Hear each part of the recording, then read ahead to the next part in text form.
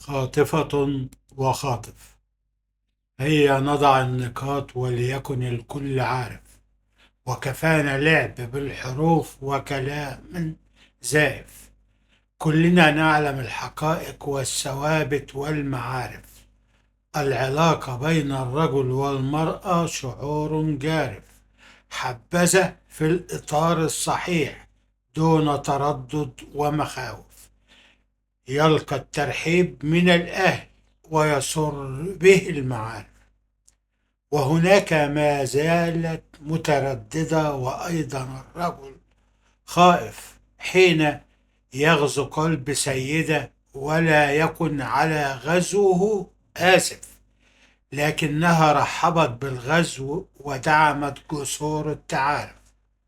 إذن هو كمثل اتفاق وعقد لتأدية بعض الوظائف وقبول التعيين بوظيفة أنيس، وعلى الوتر عازف. والمودة قائمة في علاقة خاطفة وخاطف.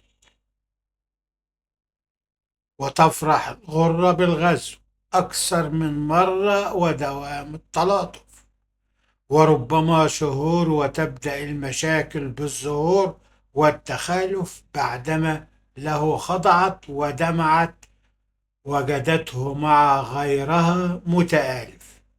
فمن شاءت خطف الرجل من زوجته فيس وهاتف فلتنتظر لابنتها وأختها نفس الأمر وزيادة بالتعاطف، ولتكن ضمن من أفسدوا المجتمع بالأقنعة والمعاطف.